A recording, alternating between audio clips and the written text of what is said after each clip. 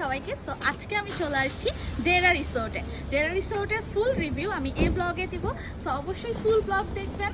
চলেন এখন ভিতরে যান। ডেরা রিসোর্ট কক্সবাজারে ইনানি বিচে অবস্থিত অ্যান্ড ডেরা একটা 5 স্টার রিসোর্ট। এই রিসোর্টটাতে সব ধরনের 5 স্টার ফ্যাসিলিটিস আপনারা পেয়ে থাকবেন।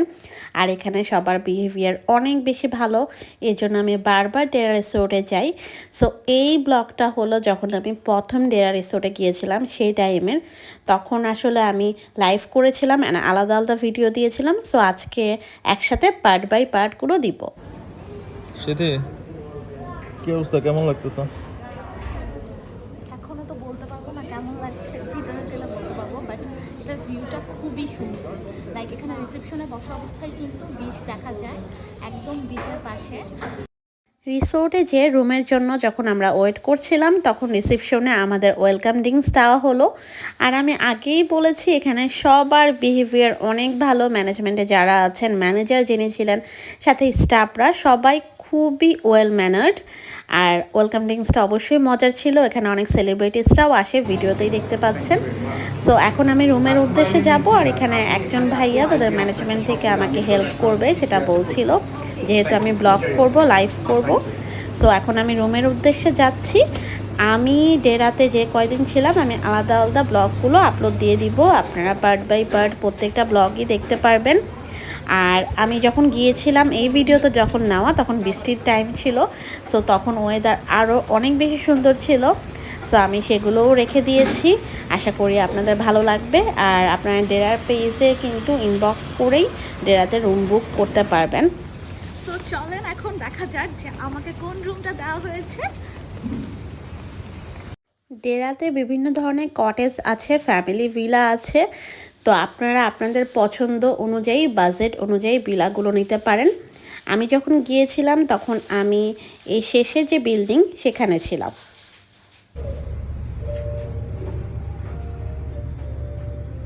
পুরো ভিজিট যে শেষ না, আমাকে ইগনোর করতে হবে, রিসোর্টটা দেখতে Ignore হবে করবো না। আমাকে ইগনোর করতে হবে। তো ফাইনালি চলে এসেছে আমাদের রুমে। সো আসেন দেখি যে রুমটা কেমন।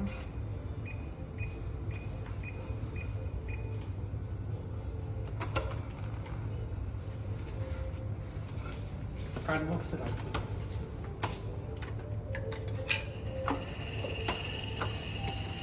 ওয়াও, সুন্দর একটা রুম আমার, খুবই খুবই খুবই সুন্দর।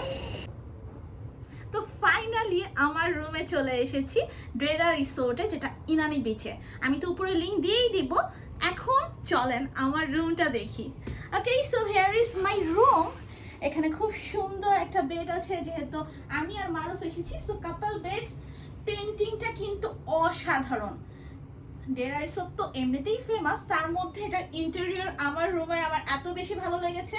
কি কি আছে এখানে, সব হোটেলের মতো, সব রিসোর্টের মতোই। মিনি একটা ফ্রিজ আছে। আসো ফ্রিজে কি আছে আমার দেখতে খুবই ভালো লাগে, কিন্তু এটাতে কিছু নেই। ওকে, সো এখানে আছে সুন্দর একটা আলমারি, দেন এখানে আছে একটা লকার। এটা কিন্তু খুবই ইউনিক। জায়নামাজ আছে নামাজ পড়ার জন্য, এই জিনিসটা আমার খুবই ভালো লাগে যারা জায়নামাজ প্রোভাইড করে। ওকে, সো এটা তো গেল। এখন আমরা একটু ওয়াশরুমটা দেখি, ওয়াশরুমটা কেমন। আসেন ওয়াশরুমটা দেখি। আচ্ছা, তো ওয়াশরুমটা খুবই সুন্দর।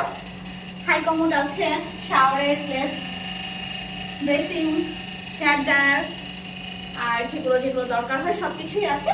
তো সব মিলিয়ে খুবই সুন্দর ছোট একটা ওয়াশরুম। আসেন এই রুমের সবচেয়ে সুন্দর যে জিনিস সেটা দেখাবো, সেটা হলো এটার ব্যালকনি।